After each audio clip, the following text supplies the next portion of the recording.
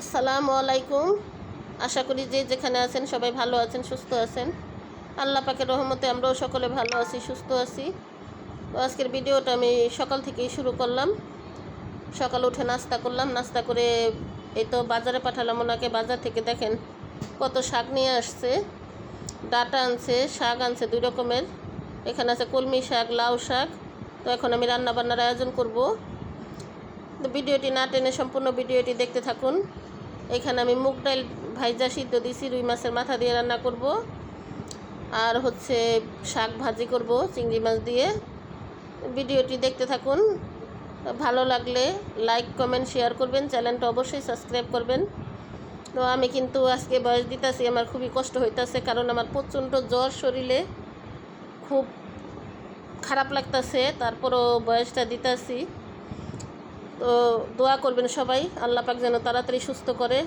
আমিও আপনাদের জন্য দোয়া করি, সবাই ভালো থাকবেন, সুস্থ থাকবেন। তো এখানে যে রুই মাছের মাথা নিছি, আর হচ্ছে পেটের মাছ ছিল, পেটির মাছগুলা ওইগুলা নিছি কয়েক টুকরা। আর এখানে চিংড়ি মাছ আমি হলুদ মাইখা রাখছি, কলমি শাক দিয়ে ভাজি করব। তো এই আর কি আমার আজকে রান্নার আয়োজন। এখানে আমার ভাগ্নি ক্যামেরাটা একটু ধরছে। তো এই তো এখানে আমি রান্না বান্না করতেছি। আর আজকে কয়েকদিন যাবত তো বাহিরের পরিবেশ কিন্তু খুবই ভালো, অনেক বাতাস, প্রচণ্ড পরিমাণে বাতাস, রোদের কোনো তাপ নাই। আর কিছুক্ষণ পর পরে একেবারে অন্ধকার হয়ে যায়, আবার একটু রোদ ওঠে, আবার বৃষ্টি নামে। এই আর কি কিছুদিন যাবত চলতে আছে।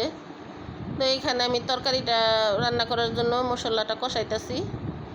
আমার ডালটা ভালোভাবে সিদ্ধ হয়ে গেছে। আর এখানে যে এখন এই যে মাছের মাথাগুলো আর মাছের টুকরোগুলো আমি দিয়ে দিলাম। তো এটা একটু ভালোভাবে কষানো হলে আমি ডালগুলো দিয়ে দিব।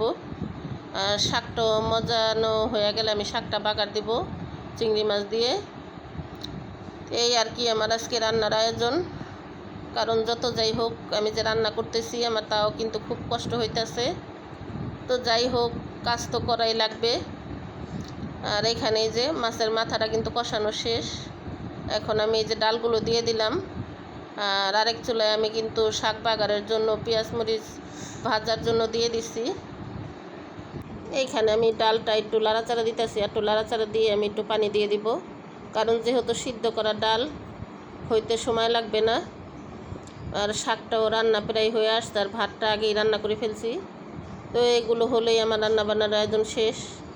রান্নাবান্না করা শেষ হয়ে গেলেই কিন্তু ঘরের কাজকর্ম অর্ধেক শেষ হয়ে যায়। তো রান্নার জন্য আর কি দেরি হয়। আর এইখানেই তো আমি চিংড়ি মাছটা এখন দিয়ে দিব। পেঁয়াজটা ভালো মতন ভাজা হয়ে গেছে।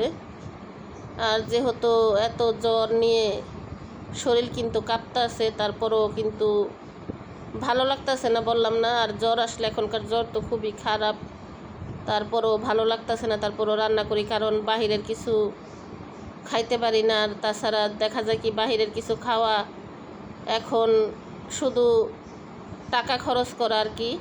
বাহিরের কিছু খেলে কিন্তু ভাতের মতো ওরকম একটা শান্তি লাগে না। এইখানে আমার চিংড়ি মাছটা কষানো প্রায় হয়ে আসছে, এখন শাকগুলো দিয়ে দিব। আর দেখেন এইখানে কিন্তু সকালে তো দেখলেন এই দুই রকমের শাক আনছে, ডাঁটা আনছে, এগুলো আমি কুইটা বাইসা রাখছি। আর এইখানে দেখেন আবার কতগুলি সাজনা পাতা নিয়ে আসছে।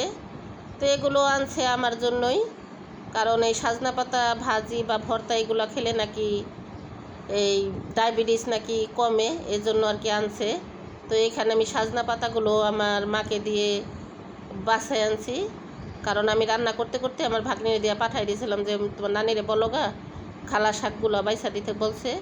তো আর কি আমার মা শাকগুলো তাড়াতাড়ি করে বাইসা দিল। তো আমি এইখানে আমি সাজনা পাতাগুলো কিন্তু ভাজি করে ফেললাম, কারণ রাইখা দিলে লাল হয়ে যাবে, এজন্য আর কি তাড়াতাড়ি ভাজি করলাম। তো এখানে এখন আমরা খাওয়া দাওয়া করতে বসলাম। এই তো এখানে আছে মুগ ডাল রান্না করছি ওই যে রুই মাছের মাথা দিয়ে, আর এখানে কলমি শাক ভাজি চিংড়ি মাছ দিয়ে।